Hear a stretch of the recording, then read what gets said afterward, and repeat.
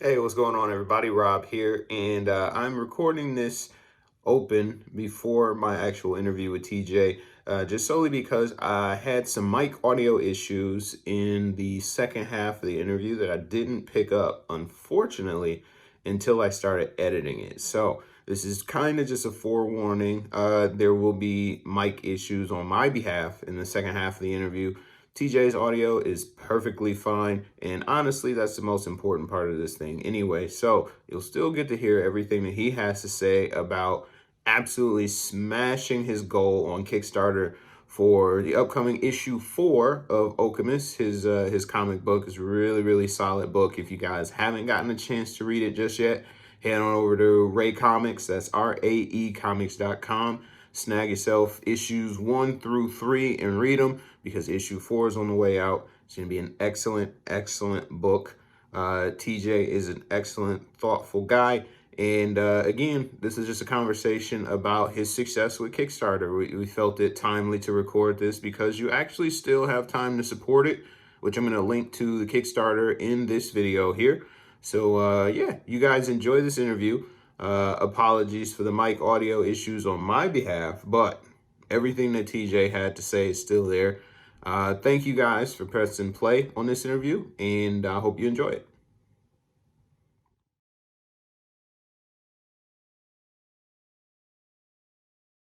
It's crazy. I was looking at how many interviews I had scheduled throughout the week, and it's a lot, man. It's like a press junket. It's like being an actor for a Marvel movie or something and having to talk about the same thing over and over and over again. But Yeah. each interview is a little different. Each interview is a little, you gain a different perspective from the people that's asking the questions, and you get to meet. And like I said, you and I have always done some great interviews from like day one. You know what I'm hmm saying? And I look forward to those types of interviews that I can just, link up and hang out with a person that, I just enjoy being around.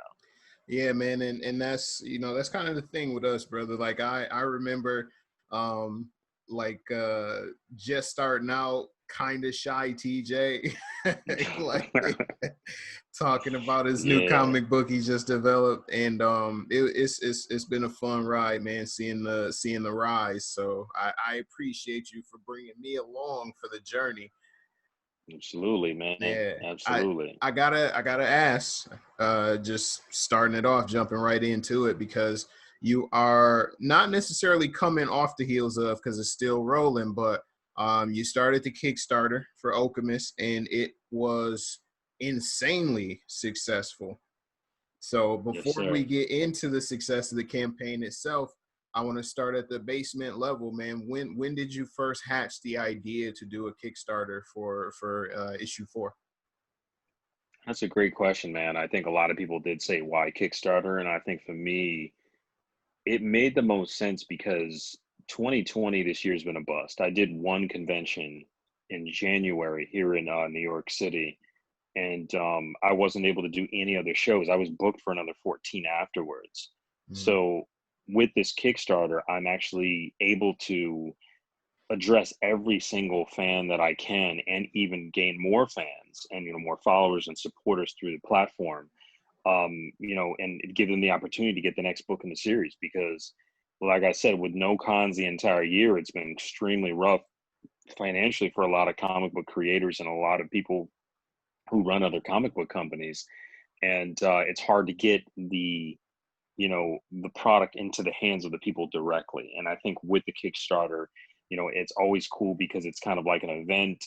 It's always something that's extremely new, unique for a lot of artists. Even the artists have done it there 3 or 4 times. They always learn something new. They always figure out a new trick with it, and it's like an evolving, growing platform. So, and honestly, it's one of those things that a lot of serious people are on there. Like, if you want to be a serious creator, you jump to Kickstarter because it's like it's all or nothing. You either right. make your money or you don't.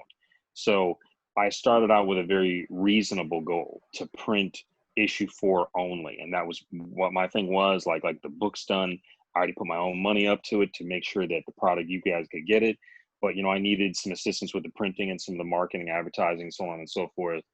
And we blew past that goal within like maybe 2 or 3 hours, like 2 hours. Under 2 hours, we blew past our $3,000 goal, and then from there, it's been kind of like this crazy meteoric rise of nonstop donations and people really jumping onto the campaign and investing in it, and being a part of this really, really cool thing. And it's just been amazing to watch because, as of today, we just hit 17K. So it's really been a Wow.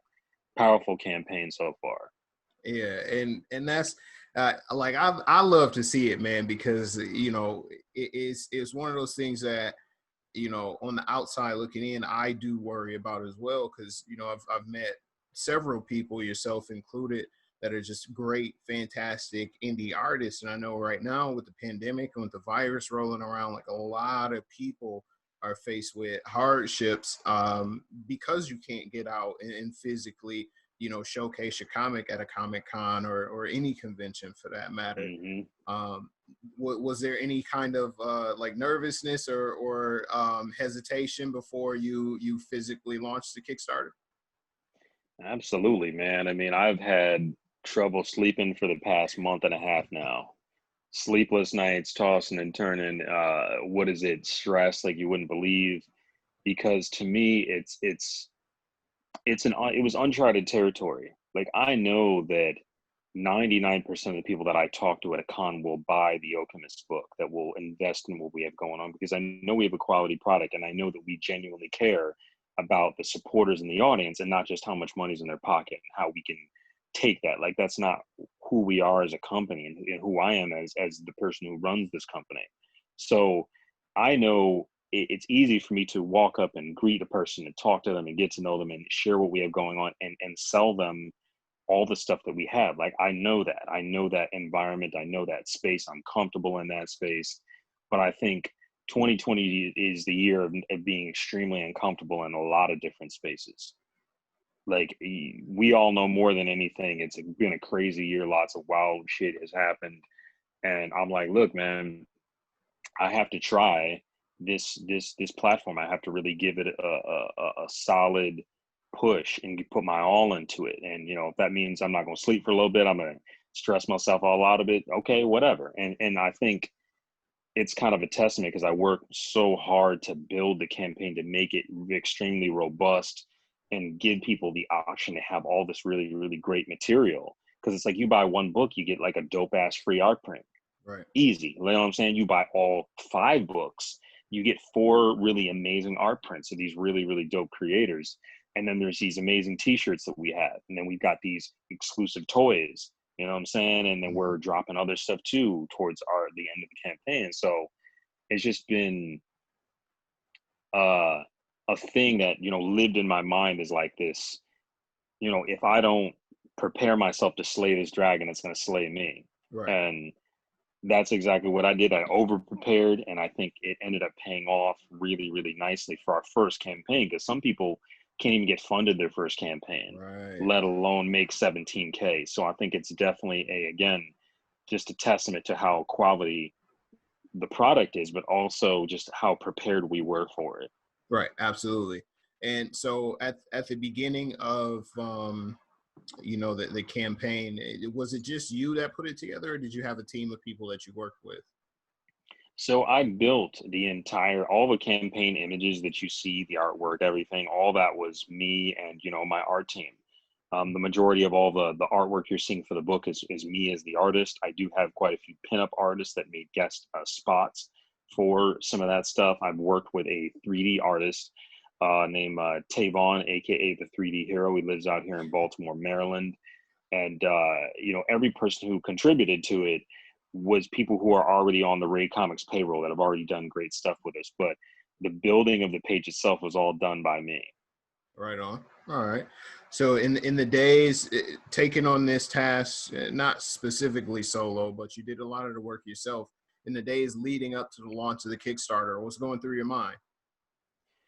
I mean, shoot, man. Like I said, I was like just hella nervousness, not really knowing what was going to happen. Because again, like you can kind of equate Kickstarter to like the stock market. Like it's up, it's down, it's low, it's high. I mean, this particular month is like the Kickstarter month. Like there's a billion people dropping Kickstarters this month.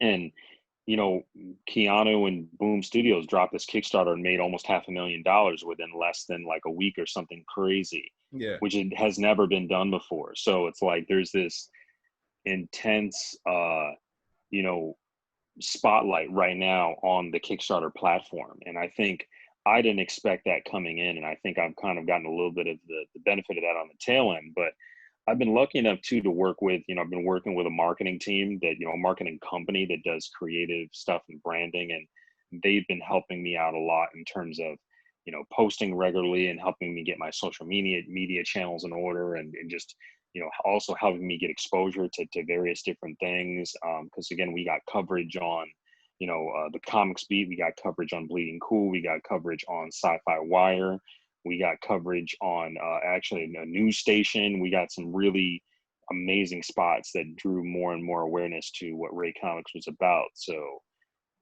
it was crazy, man. I'm super grateful that it's worked out as it has. Yeah, absolutely, man. And again, it brings me pride. It brings me joy to see that it took off as big as it did. I do have to ask, on the opposite end of the spectrum, though, was there ever, because I know you're a very, very confident person when it comes to it, at least externally. Did you ever have that thought, like, what do I do if this thing doesn't take off?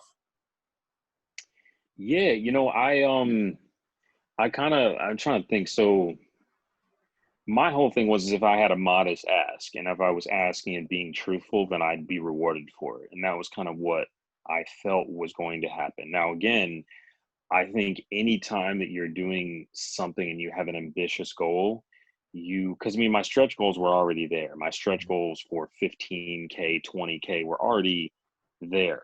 You know what I'm saying? Mm-hmm. So it was kind of one of those things that I felt like we were going to get there, but I just didn't know how it was going to happen. And I was just nervous about it, because to me it was like, yeah, because it wasn't really a lack of confidence, because it's like I tried to take my head out of it, because I think we can just psych each other out, ourselves out sometimes, like, and you can kind of generate a lack of confidence because you just don't know enough. And I think for me, it's like I just didn't know what to expect. So I was more nervous than anything. It's like being on a first date with a gorgeous girl. Like, I'm a little nervous right now. Like, I'm confident typically, but like I'm kind of a little nervous in this situation. You know what I'm saying? Right. Like, I want to have food in my teeth. You know what I'm saying? Like, I don't want to say the wrong thing. I don't want to pass gas or some shit. Like, you see, there's certain things you don't want to do. You know? Right. Yeah. You don't want to make that bad first impression at all. Exactly. Yeah, man. So So, oh, I'm sorry. Go go ahead. ahead. No, I was just going to say that I feel like the first impression we've made on everybody who's donated, because we've almost reached 400 backers, which is insane for a first person to do a Kickstarter that has only built his following, you know, in person. You know, like how, Mhm. because again, I've been in comics since 2015. Well, if I rewind the tape, I've been in comics since 2009, but professionally producing comics and selling them since 2015. And I built most of that support and that rapport with people one-on-one every single time. And I felt really confident about that, because to me, that's the old school way of how people had fans back in the day. Right. They didn't necessarily have the social media presence, because when Jim Lee and Todd McFarlane, these cats were out there, you heard about them on TV and you heard about them, you know, through magazines like Wizard World, but you would meet them and you'd see what they were doing and buy their books really at comic stores or at conventions. So to me, that was like, that was the way to do it. But now necessarily that's not the way to do it. You don't have to even have a con at all anymore. Right. So it's just kind of interesting. Yeah. No. In your mind, do you think that the fact that you had such an organic, such a genuine fan base initially, do you think that played a big part in the success of the Kickstarter, like word of mouth and just genuine support? Without a doubt, man.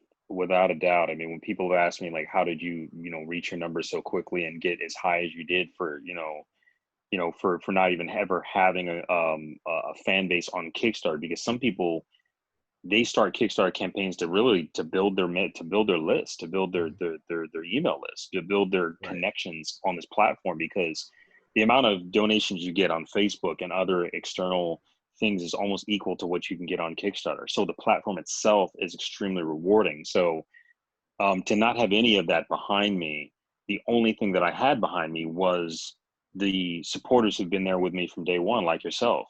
Like you showed up, like I'm pretty sure you showed up the first day or within the first 3 days, which is like the everyone who I know showed up, who knows me, who's built a rapport with me, who's worked with me, who's seen me at these shows over the years. They showed up the first couple of days and just completely shattered those goals. Like it wouldn't and I can only really attribute it to them.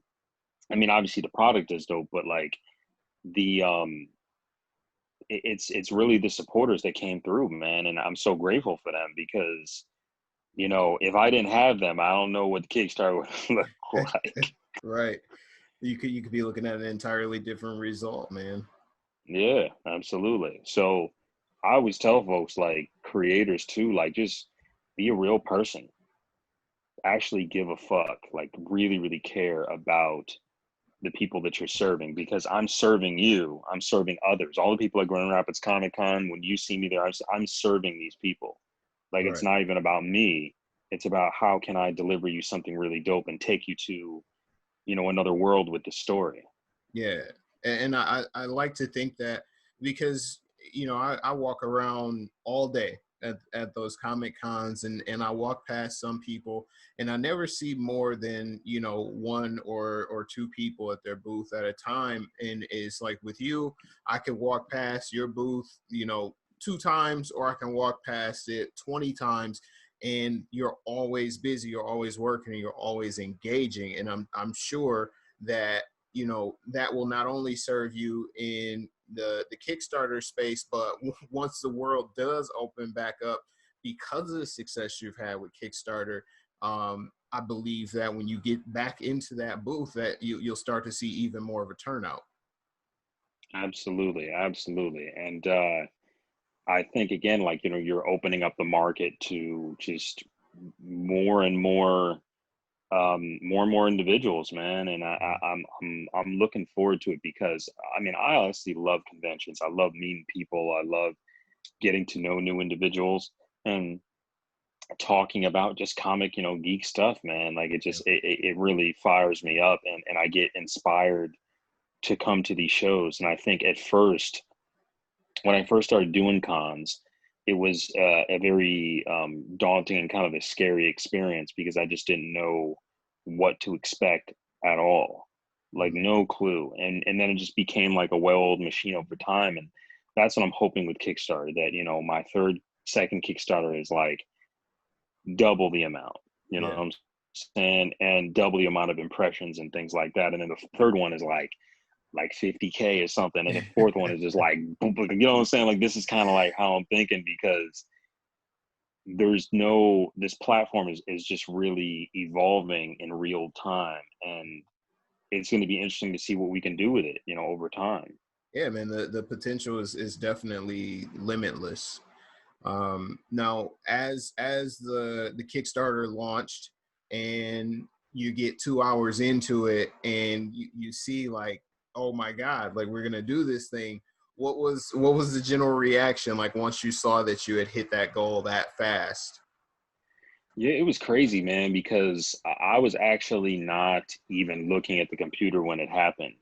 Mhm. I had stepped into, because I had been trying to, I'd been, so I'm trying to think how to say this. So I've been talking to an art school for a number of months about possibly, coming on as like as an adjunct professor and teaching, an intro to animation or a little bit of like storyboarding and things like that. So I was actually sitting at a teachers meeting at this college um, the whole morning from like I dropped it at 8 a.m. and I went to to this teachers meeting at 8:30, and then I didn't even look at it until maybe Wow. a noon when I got home. So Wow. while I'm in this meeting and I'm getting to know about what they're looking for an adjunct professor and all this stuff, like my phone's blowing up, like it's vibrating every 2 seconds, and I'm getting calls and all this shit, and I'm just like, yo, what the fuck is going on? Like, Right. but then when I get back to I leave there and I'm looking at my phone and I'm like, oh shit, we just blew past the goal, and it was only under 2 hours. That shit was crazy. Like, it blew my mind because first of all, I knew that people showed up for me big, and I was hella grateful. So there's Yeah. a sense of gratitude that's overwhelmed me. But then also, there was an amazing feeling of like, yo, we've got 29 days left on this campaign. What the heck can we do within this period of time? Like, I'm extremely excited just to see what we can touch, because I still feel like we've got 7 days left as of today, and Oh I still wow. feel like we could touch, anywhere between 19 to 20K before the campaign's done. Like, I really truly believe that that's a possibility now. Yeah, which would be absolutely huge, man. I hope you do. I Yeah, honestly, I hope you hit that 50K this time around. That would be dope. shit. Hey, your lips to God's ears. I ain't mad at it. Yes, sir. Absolutely. Yeah. I gotta know, man. In today's times, in the current state of the world in the United States, especially where times are more dark than they are light, you are a moment of light right now, a positive story. Is that something that you always seek to do, with, whether it be just in your everyday life or with your comic books, like to be something motivational, to be a spot of positivity? Yeah, man. Unfortunately, I think you and I have definitely run into a lot of negativity in the comic book industry, and a lot of just, I'm sure in your other respective industries that you gravitate towards in with media and stuff like that, that it's just, there's a lot of negative folks that just kind Mhm. of walk around and vibrate at a frequency that's just really toxic. You know what I'm saying? And it's Definitely. unfortunate because, you know, something like comics or media or anything that's geek and nerd related should literally be about fun, should be about love, it should be about understanding, because unique stories about underrepresented characters and narratives and people in different spaces is the world right now. You can't walk away from it, you can't ignore it. So I think that um I like to have fun, man. I like to have fun, and I like to be completely dialed in and present in the situation. And I feel like when you are really enjoying yourself, you're gonna automatically vibrate, and your whole energy, everything about you is gonna be um what is it called? Is gonna be positive. You know what I'm saying? It's going to be beautiful, and you're going to attract more positive people. You're going to have a couple of lames that have some shit to say, and are going to come walk by your table and throw shade and walk off. Like, that's just kind of how these things work. But I just think that if you're enjoying yourself, you're always going to vibrate at a positive frequency, man. And that's what just draws more and more people to what you do every single time. Yeah, man, absolutely. And again, it's a very positive story to be a part of on the outside looking in. Um, how do you deal with the success itself, in terms of like not getting too satisfied with it? How do you keep your drive? Yo, man, I'm like, I'm Mr. Unsatisfied. It's like part of my fucking DNA. It's like they call it Adam Hughes, the well-known comic book artist for DC, said if you've got that Vincent Van Gogh gene where you're unsatisfied with the work that you do, and you kind of hate it to a point where you're constantly pushing yourself to evolve to the next level with every single thing that you do, you eventually have this crazy body of work that's actually pretty exceptional. Because the interesting thing about someone like a Vincent Van Gogh, people hated his work when he was alive, hated it, that he couldn't give that work away. Mhm. And now it's some of the most expensive pieces on the planet in terms of artwork, and it's just mind-blowing to think that that's how it is. But at the same time, like, I think you have to take a moment to like smell the roses, smell the flowers, take in the accolades, the criticisms, take everything in, and process it for what it is, and then just keep it moving, man, and then move on to the next thing. So I'm flattered that people have supported it, and grateful that they've supported it as they have. But I'm also now a little bit more in the public eye in terms of like the comic book community. You know, people take me even more seriously now that I have a very lucrative, Kickstarter that did these numbers, and I think that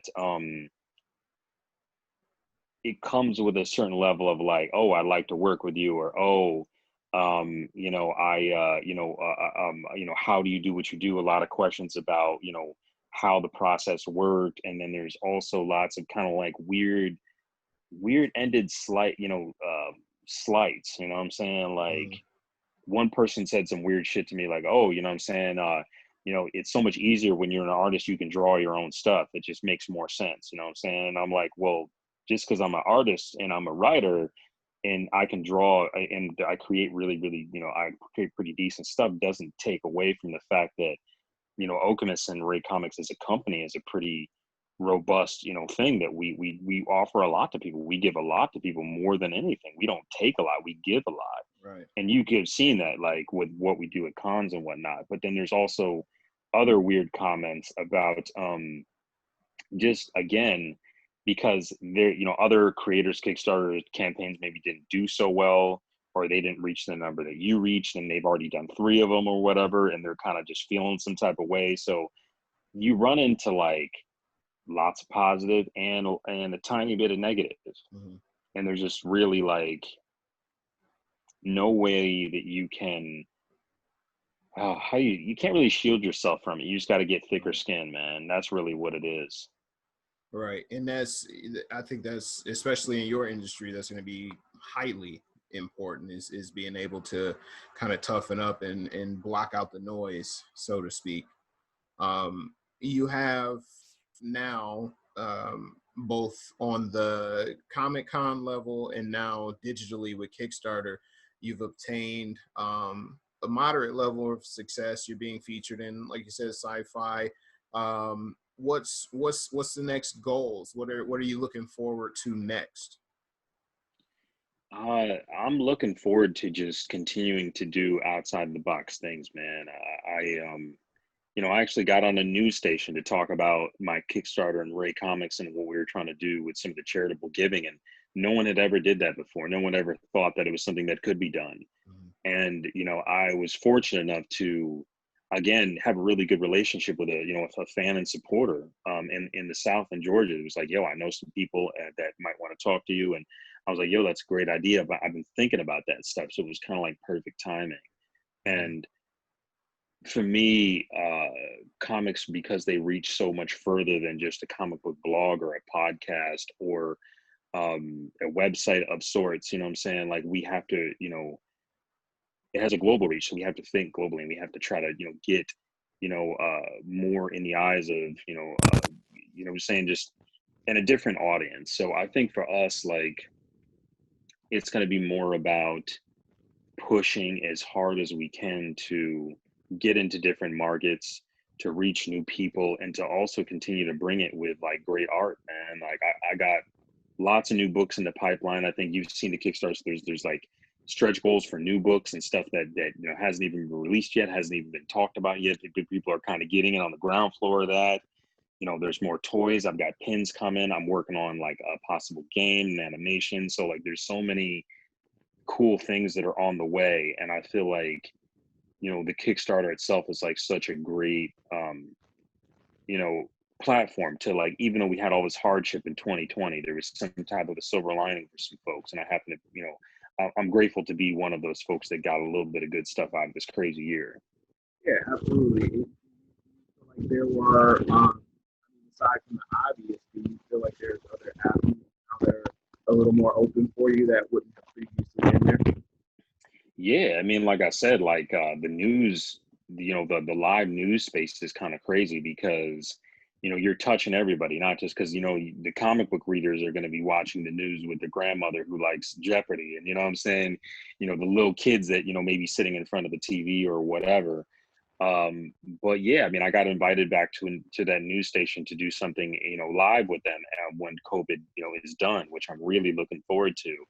And I want to push to again get further and further in those types of spaces, and also again just continue to bring it, man. Like, because if you don't have a dope comic book, if your offering isn't solid, it's just hard to stand behind it. I think, or hard for other people to want to get behind it.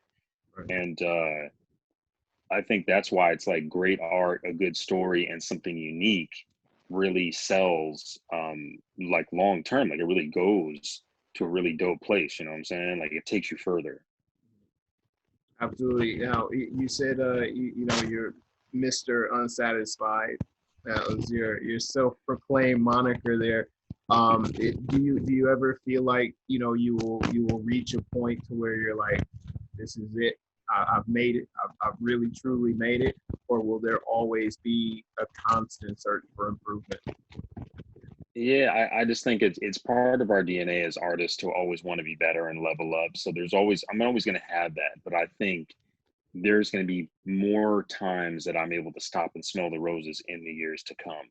You know, when I'm able to do 20, 30, 50, you know, $100,000 Kickstarters. I mean, Scott Snyder, who shouted us out earlier today and supported our Kickstarter, which we're really, really appreciative of. You know, he did a Kickstarter this year that's almost 200K, like easy, you know what I'm saying? Light work. Like I want to be able to get something like that. Or, you know, this Keanu Kickstarter with Boom Studios that almost made $500,000. I mean, that's like some stuff to really, really get excited about. So I the unsatisfactory, like, because it's weird. It's like I'm very, very proud of it. Okemus issue 4. I think it's absolutely like the best book I've ever done, and I know that Okemus issue 5 and 6 will be even better because I know I could refine a couple of things. I could try a little few different things. I could go, you know, maybe do a couple of different techniques, so on and so forth. So um I'm satisfied with it for this particular moment, but like unsatisfied in the long run in terms of like I can't settle and stop the growth. So like I said, definitely when I get that Keanu Kickstarter money, I'll be happy. 500K, let's do it. Right, Let's right. go. You're within reach, man. So let's talk real quick. Let's talk a little bit about your characters and the character development in issue 4. And in your words, minus spoilers, of course, what makes this your best book so far? Absolutely, man. I mean, first of all, this is I'm trying to think. So this is the longest book that I've done since Okemus issue 0. Okemus issue 0 was 36 pages, nonstop art, no ads. It was just straight up. It was like a mini graphic novel. And every book since then, I've been like, okay, well, I know I spent a hell of a lot of time working on this book, so let me just condense the story to 20 pages. So issue 1 was 20 pages, issue 2 is 20 pages. I think on issue 3 I got to 28 pages because I know I needed a little bit more. But with issue 4, like I kind of needed to really give the characters a little bit more room to breathe and tell the story. So for me, if I can tell a story in 15 pages, so be it. But if I have to tell it in 40, then I got to tell it in 40. Like I'm literally I'm tethered to what the story needs. Like I think about what the story needs and you know, as like as if it's a living, breathing thing. You know what I mean? So with Alchemist issue 4, we actually see the main character, Kale. He's kind of evolved into this like primal, you know, monstrous, powerful force. And he's almost unstoppable at this point. Like he's became the kid that, you know, was bullied. He was the kid that was bullied and he was overweight and he was picked on and he didn't know who he was. He was completely unconfident. And all of a sudden these 4 biomechanical warriors show up out of nowhere to steal whatever greatness that he has locked in within his DNA. And ever since that time, you know, he's been kind of like, you know, fending these people off and kind of just holding his own or just barely staying alive. And at this, he was kind of on the defense. And now with issue 4, he's on the offense. And again, we get to learn a little bit more about the characters and where they're at. And it's still big budget movie action. And with issue 5, we actually boiled down a little bit more into who the characters are, why they're doing what they're doing, and who Ethos is, you know, who Kale, you know, more of who Kale is, because what I like about issue 0 through 3 is that we've kind of introduced a lot of mystery to the characters. And maybe you can attest to this too, since you've read all the books, that we're kind of keeping everybody guessing per each issue. It's kind of like, okay, what is this? What's really going on with this character and why? And we're going to answer all of that with issue 5 and 6. And 5's going to be out real soon as well. So, how do you decide, in terms of story, whether or not an issue is going to be a little more dialogue intensive, or if it's going to be like straight action? Yeah, like I think we were a little bit more dialogue intensive with like issue 1. You know what I'm saying? We got a chance to see a little bit more of what that was. And then issue 2 was a little less dialogue. 3 was a little bit more, again, just big budget action and less of, a huge story. Because I mean, I like story as much as anybody, but I also like a chance to like see a big budget action movie and not hear anybody talk. You know what I'm saying? Like, so I think having a balance is key, but the story that you write will tell you that. Like, if you know that this entire book is going to be a crazy fight scene that sprawls across an entire county or an entire town, then how much talking can really happen when you're punching someone in the face, or you're being punched in the face, you know? Yeah, issue 3 felt a lot, at least to me.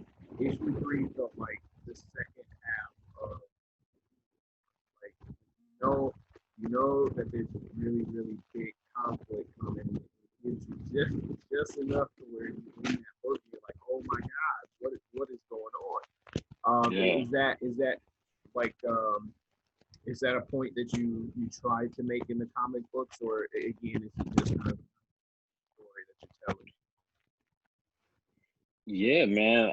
Because I look at it like this: like we're currently in the Netflix generation, so everybody kind of wants to like access these stories and these narratives at their leisure, when they're ready, when they're not. They want to kind of get in and get out and move on to the next project. And see, for me, the days of the Alan Moore style of storytelling, where like these panels and pages are flooded with text, and you spend so much time reading it that it just kind of can take away from the essence. And see, for me, it's like I want people to think. I want people to read Okemus, and I want it to be a thought-provoking thing. And that's what I loved about old school music, that a lot of it was suggestive. You know what I'm saying? A lot of it was provocative in certain senses, and it made you think about it. Like, they didn't say, oh, I'm gonna go over there and smash that. Like, they would just say it in like a very eloquent way. Like, you know what I'm Right. saying? Like, the what is it, Lady Marmalade, the original version. These chicks are talking about getting smashed. You know what I'm saying? Like, straight up. But it's so elegant and sexy and classy and kind of sultry that like you're just so interested and intrigued by the song. And that's why I think those older songs have such longevity to them, because it's so open to interpretation over the decades. And that's kind of what I wanted to do with Okemus, to like leave it up to interpretation as to what is really going on with these characters and what's really going on and what we're trying to touch on, and not just like beat you over the head with what this narrative is and make you, digest it, how I want you to. Like, I want you to digest it in the way that you think it should be. That story. I am tremendously excited for success. I'm very proud of you.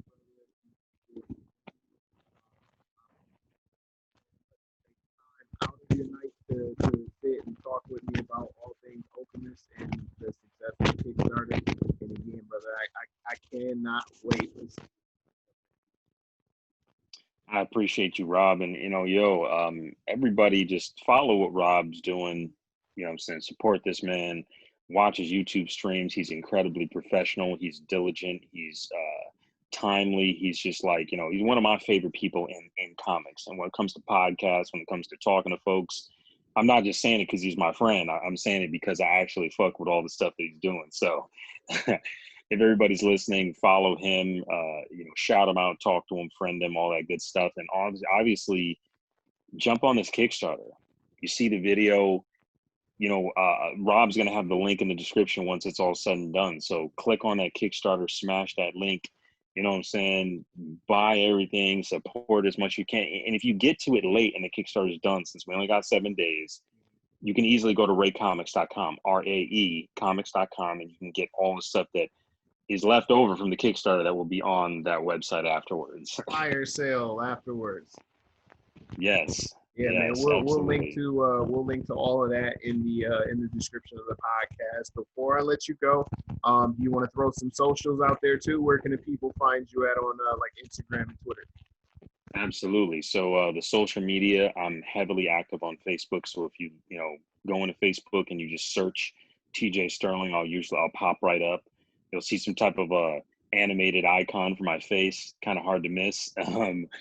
If you want to see me on IG, I'm on IG too, at RAE Comics, RAE Comics, on IG and Twitter. So you can find me there. I'm pretty active on Twitter nowadays. So, and I respond to emails and messages. So if you got any questions about art, Kickstarter, comics, whatever, just hit me up and I'll gladly chat with you. Hey, man. I appreciate you so much for being on, brother. Thank you once again. Much continued success and stay safe out there too, brother. Thanks a lot, man. It's a pleasure to talk with you, Rob. Y'all take care.